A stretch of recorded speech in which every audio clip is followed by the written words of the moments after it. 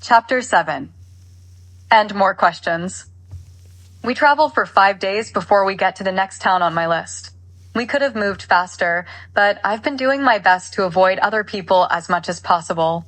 And so, we've stayed away from more heavily traveled roads, riding instead across empty fields, fording shallow streams, and walking our horses slowly through narrow paths through thick forests.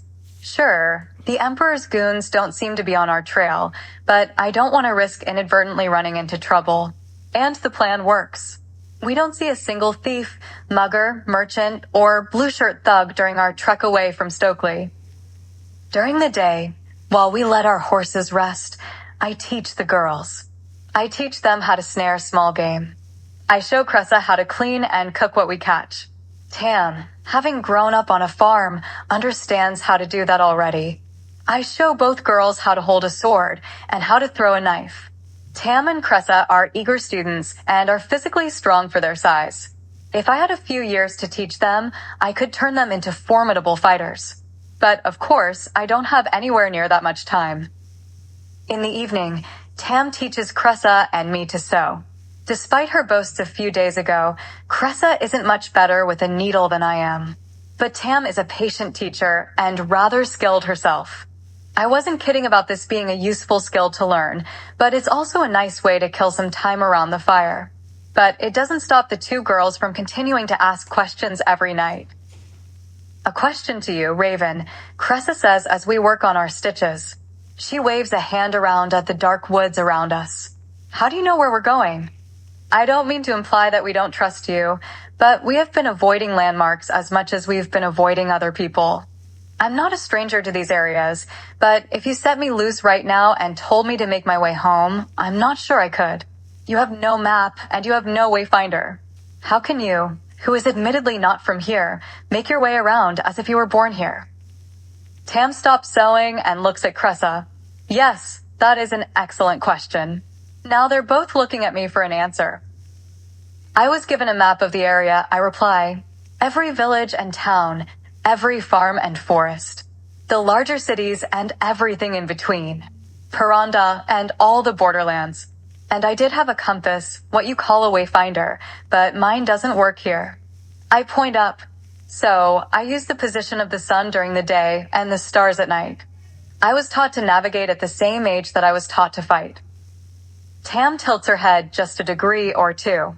And where's your map? I have never seen you looking at it. Are you hiding it from us for some reason? We decided it wouldn't be safe for me to have it on me in case I were captured because it had certain locations marked. So, I memorized it. Cressa opens her mouth and pauses, speechless. You memorized the entire map? Of how large an area?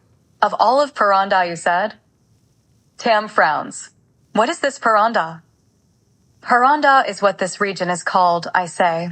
It includes your farm, the villages around it, the lakes, hills, towns, and cities. Stokely and Cressa's family estate. Chartree, which is the village we're headed to next. The map included everything for hundreds of miles, far beyond the borders of Paranda, in fact. I memorized all of it. I give the two girls a sly smile. I could draw you a copy in the dirt here in front of us right now, if you'd like. To scale. That is impressive, Tam replies. That, Cressa says quietly, is impossible.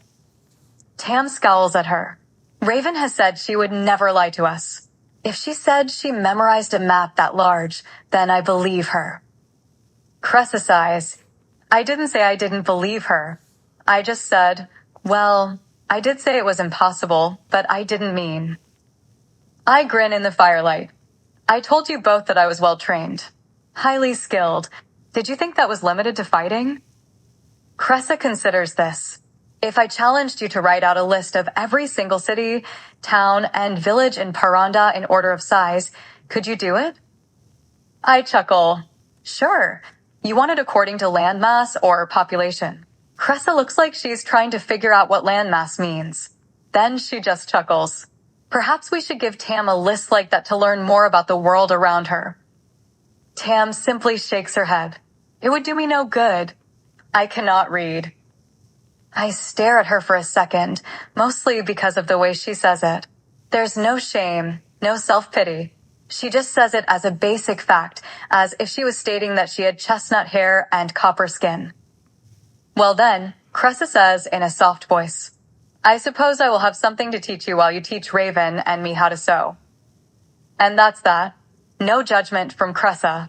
No poor, stupid farm girl jokes. Not even a little teasing. None of the behavior that you might expect when someone tells a girl whose family owns an entire estate that they can't read. It also occurs to me that Cressa didn't make any sort of derogatory comment when Tam didn't know what Paranda was, either. These girls continue to surprise me, and not just in terms of their magic. Tam considers Cressa for a moment, smiles, and nods. That would be nice. Then she points to the piece of cloth in Cressa's hands. Your stitching is uneven. After our quick success with finding Cressa in Stokely, Tam is hoping we'd find equal results in Chartree. I'm not quite so optimistic. We spend the first 3 days there speaking to tavern workers, innkeepers, shop owners, anyone and everyone that we can get to sit with us. We have to be cautious, of course. I can't just go around asking, excuse me, have you met a young girl who can use magic? Goes by the name Dara Hazena? Why, you ask? No reason. Just looking to add her to my collection of magical young girls. Trying to collect a full set. We've taken up a room in a small inn in town. I have enough money to get us each our own room if I choose, but keeping the girls with me seems a much safer route to take. I did pay for the largest room, however, and had them push in a third bed. We're sitting in the inn's nearly empty common room at the end of the third day, eating a light dinner, contemplating our next move, when an elderly woman walks in. She's dressed just a step or two above a beggar, only slightly threadbare, her shawl only slightly tattered. She's carrying a small bundle of wildflowers and moving quietly from table to table. Only 3 tables in the common room are even occupied, so in less than a minute, she's moving toward our table in small, tired steps. I eye her warily as she smiles and murmurs, flour for a copper? The woman doesn't seem at all dangerous, but caution is as much a weapon as my knives. Without taking my eyes from her, I reach into the pocket on the inside of my cloak, pull out a copper, and hold it out to the old woman. She smiles, her eyes flitting quickly from the girls to me, then settling on Tam. She holds the flower out to Tam and says, for the pretty. Tam frowns and reaches out slowly with her left hand. I can tell she's confused, that she's only taking the flower to be polite. My senses are tingling, and I'm about to say something when the old woman's other hand flashes out, snatching Tam's wrist. She's impossibly fast, faster than a woman that age has any right to be. My hand twitches toward my cloak, not that I intend to skewer the old lady with a knife right there in the middle of the common room. But Tam's right hand shoots out towards me, and she takes my arm with the same speed the old woman had. Please don't. Tam is speaking to me, her voice a low whisper, but she's staring straight at the old woman. The girl is safe, I promise you. All is well. I didn't mean to startle you. I blink, and I realize that the old woman is speaking through Tam. It's Tam's mouth, her voice, but the woman's words. I felt you, my girl. I had to see for myself. The old woman closes her eyes and smiles, and as she does, Tam mirrors her. Oh, sweet girl. Tam says quietly, if only you knew. But you will. One day you will. She and Tam open their eyes in unison. The old woman turns to me and, in her own voice, says, I have the answers you seek. She sets the flower on the table and walks away. As she leaves, I glance at the 2 other occupied tables. Everyone continues eating, carrying on their own little conversations. There's no sign that anyone has seen or heard anything unusual. No one so much as glances our way. Tam and Cressa are still staring out at the door to the common room, eyes still locked onto where the old woman just walked out. I move to stand, and Tam spins to face me, her expression and voice completely herself again.